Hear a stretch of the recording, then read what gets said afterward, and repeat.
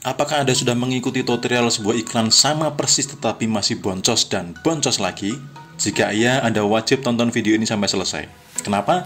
Karena jika Anda memahami sebuah pola iklan dan Anda mengerti teknik iklan yang tepat, Anda akan dipasang banjir order, Anda akan mendapatkan omset puluhan hingga ratusan juta seperti teman-teman berikut ini. Penghasilan saya per bulan dari bisnis online dengan omset 100 juta. Nama saya Bimo, omset yang saya dapatkan dari bisnis online 60 juta. Saya Apriyadi, omset saya 60 juta setiap bulannya. Nama saya Abdul Aziz, omset yang saya dapatkan sekitar 85 juta. Nama saya Dadan Jayanugraha, omset saya di 200-250 juta per bulan. Omset 130 juta per bulan. Dan udah menghasilkan omset 80 juta per bulan. Dan omset saya sekarang sudah mencapai 50 juta per bulan. Omsetnya sekarang itu sudah mencapai 100 juta per bulan. Oke, selamat datang lagi di channel Bimo Digipreneur, berbagi tutorial di dunia digital.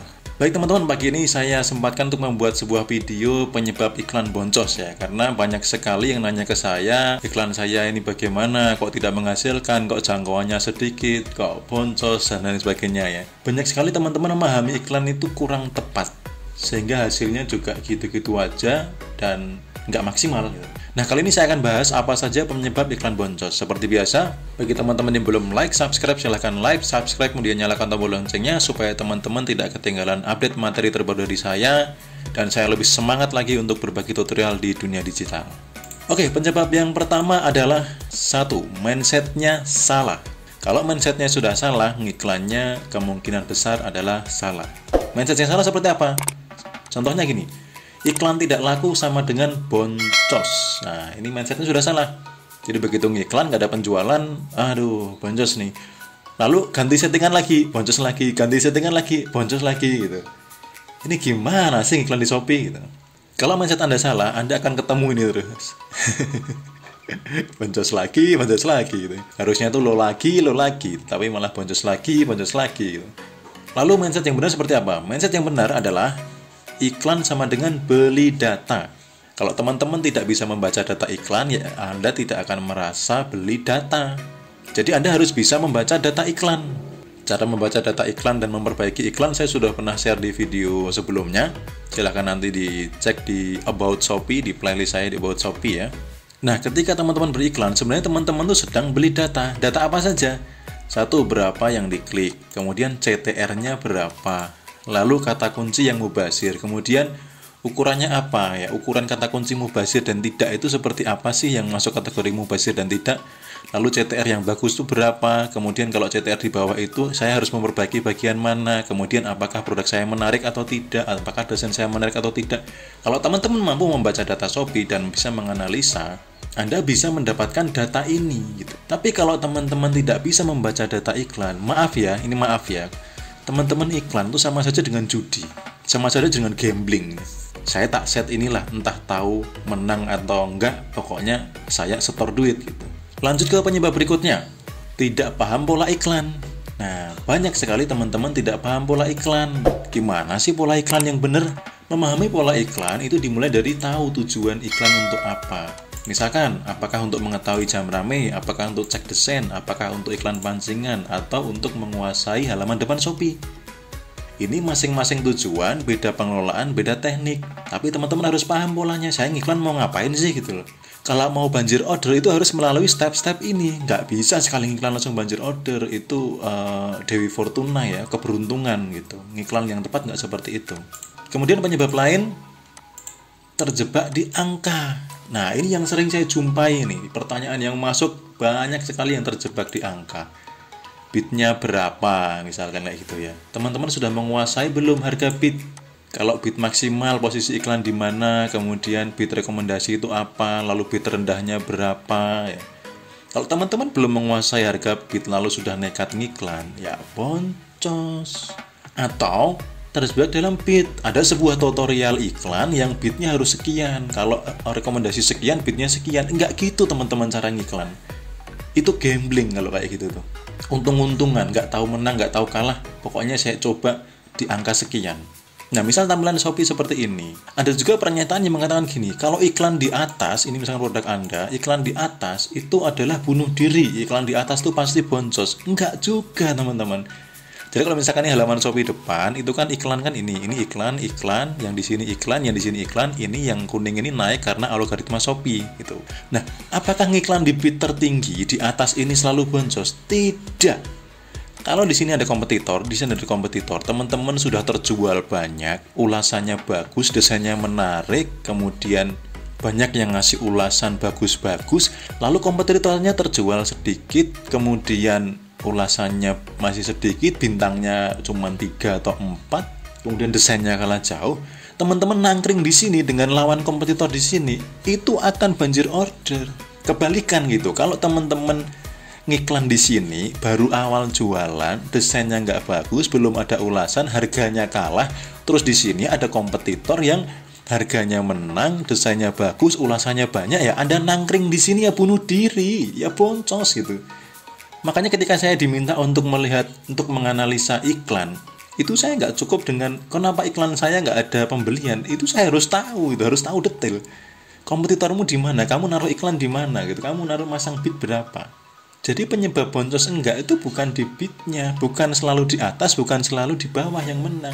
Tapi cek kompetitor. Anda ngiklan tidak di bid teratas, misalkan ngambil di sini, lalu di sini ada kompetitor yang secara penjualannya dia menang, ulasannya menang, kemudian desainnya lebih bagus, Anda baru jualan, mulai jualan di sini, belum ada penjualan, ya walaupun di sini Anda tetap boncos gitu. Paham ya? Anda harus menganalisa juga sampai kompetitor. Nah, banyak saya menemui tutorial iklan di YouTube itu belum menemui yang mengajarkan sampai seperti itu. Nggak dibedah sampai kompetitornya. Pokoknya kalau ngiklan bidnya sekian, kalau ngiklan baju gamis ya kata kuncinya ini. Aduh, pantas ya banyak yang boncos itu. Nah, beda cerita jika teman-teman di sini, lalu di sini bukan kompetitor, ini bukan kompetitor, ini bukan kompetitor, ini bukan kompetitor, ini bukan kompetitor, ini bukan kompetitor. Bisa nggak kita ngiklan ini bukan kompetitor? Bisa. Apalagi Anda, ini produk Anda di sini, ini produk Anda di sini. Dan mereka yang masuk ke sini itu juga butuh produk Anda. Mau nggak mau Anda dipaksa banjir order. Atau misalkan ini bukan kompetitor, ini secara kompetisi mereka kalah. Anda nangkring di sini dengan unsur menarik dan trusted-nya menang. Anda juga akan banjir order. Walaupun di sini, walaupun banyak biaya, Anda tetap akan dapat omset yang gede. Dan biaya Anda akan tertutup dengan profit yang gede juga gitu. Makanya jangan heran ada teman-teman yang iklannya sehari ada 100 sampai 200 ribu, tetapi profitnya berlipat-lipat gitu loh. Ada juga yang iklan cuma 25 ribu, boncos terus. Lanjut ya. Kemudian berapa produk? Ini terjebak di angka lagi. Katanya kalau ngiklan tuh kalau awal-awal jualan harus 5, katanya harus 10, katanya harus 20. Nah, ini teman-teman belum paham pola iklan. Teman-teman terjebak di angka. Nanti ketika dipraktekkan saya sudah ngiklan 10 produk, kok tetap boncos ya? Kok nggak ada penjualan ya? Karena kuncinya bukan berapa produk. Jangan terjebak di angka, pahami pola keseluruhan iklan gitu. Kemudian apalagi? Berapa kata kunci gitu. Nah, Anda juga tidak boleh terjebak kata kunci. Ada tutorial di YouTube, itu saya melihat fashion muslim misalkan. Itu kata kuncinya ada 10 kata kunci. Oke, saya ikut-ikutan 10 kata kunci. Saya sama persis kan. Kok nggak ada penjualan ya? Ya karena bukan itu. Anda nggak cek kompetitor. Anda nggak ngecek persaingan bagian menarik dan trustednya. Nggak bisa juga. Boncos juga gitu. Harus dilihat kompetitormu siapa. Kemudian budgetnya berapa? Nah ini katanya kalau awal iklan harus 25 ribu, katanya kalau awal harus 50 ribu. Lalu udah disamain 25 ribu, kok nggak ada penjualan ya? Berarti budget 25 ribu itu salah ya gitu? Bukan juga. Jangan terjebak di angka pokoknya. Kemudian jam ramai lah, ini jam ramai. Shopee itu kunjungannya paling bagus itu jam 5 sampai jam 8 malam misalkan, lalu disamaratakan. Belum tentu juga teman-teman. Fashion pria, fashion wanita itu beda jam ramai. Beda produk, beda perlakuan. Jangan satu produk dengan produk lain disamaratakan. Apalagi yang iklan model seperti ini, per hari misalkan 25 ribu. Kalau Anda setting per hari 25 ribu, jam 000, iklan Anda tayang nggak? Tayang karena sudah beda hari. Nah kalau misal Anda ngiklan seperti produk-produk untuk mengatasi kolesterol, diabetes gitu ya, di tengah malam, ya orang-orang berumur sudah pada istirahat gitu. Beda cerita kalau Anda ngiklannya obat kuat misalkan, pas ada malam-malam ada yang terjadi kendala di dalam sesuatu, lalu nyari-nyari solusi, iklan Anda muncul, bisa jadi ada penjualan. Jadi jam rame, jangan samakan, jangan pukul rata semua produk disamaratakan. Katanya di YouTube itu jam ramenya jam sekian, saya kok ngiklan ini nggak rame ya gitu. ya tidak bisa disamaratakan. Harus diriset dulu jam rame untuk niche produk kamu itu jam berapa saja. Jadi apa? Pola, bukan angka. Nah, sekarang bagaimana sih pola iklan yang benar? Pola iklan yang benar adalah, sebelum saya jawab, kenapa pola bukan cara? Ayo, kenapa pola bukan cara? Dan kenapa saya tidak mau membuat tutorial cara beriklan? Beberapa japri pertanyaan saya masuk, akhirnya ketika saya bilang tidak selalu seperti itu, bukan seperti itu, tidak seperti itu, tidak selalu seperti itu, lalu ngomong ke saya, kalau begitu Mas Bimo tolong bikinkan tutorial iklan yang efektif, yang singkat, padat, jelas. Itulah kenapa saya tidak mau membuatkan cara iklan. Kenapa? Satu, saya akan menjerumuskan banyak orang. Saya akan membuat orang boncos pada waktunya. Karena beda produk, beda perlakuan. Yang kedua, nanti image saya akan hancur gitu. Wah, saya sudah ngikuti tutorial dari Mas Bimo sama persis di produk saya. Kok boncos ya? Kok nggak ada hasil ya gitu? Karena saya hanya mengajarkan setelah klik ini, kata kuncinya harus 10 misalkan, lalu budgetnya harus sekian, kemudian tampilkan gitu. Kalau saya hanya mengajarkan kayak gitu, lalu banyak orang yang meniru, saya sudah menjerumuskan orang kepada keboncosan berapa saja gitu loh. Dan nanti image saya jadi, wah, tutorial dari Mas Bimo nggak tepat nih, salah nih cara ngajarinya gitu. Makanya saya nggak mau, maaf ya, saya nggak mau bikinkan tutorial iklan yang kata kuncinya si ini, bitnya sekian, lalu klik tampilkan. Maaf, sorry, saya nggak mau ngajarin itu. Saya akan ajarkan pola iklan yang benar. Yang benar seperti apa? Yang pertama, iklanlah di jam yang tepat. Jadi ngiklan itu harus diriset dulu, jam ramainya jam berapa saja, harus tepat. Kalau Anda ngiklan tidak di jam yang tepat, Anda buang-buang budget. Yang kedua, menguasai bid iklan. Anda harus paham unsur-unsur yang membuat bid iklan. Kenapa setiap produk bid iklannya berbeda? Kapan saya harus masang bid terendah, kapan saya harus masang bid tertinggi, kapan saya harus memasang beberapa bid. Yang ketiga, iklan dari hasil riset desain yang winning. Jadi bukan asal upload lalu diiklankan. Desain yang winning itu harus diriset pakai iklan juga. Kalau Anda ngiklan asal-asalan, desainnya belum tahu apakah ini disukai atau tidak. Kalau Anda sembarangan, kalah dengan kompetitor ya boncos lagi.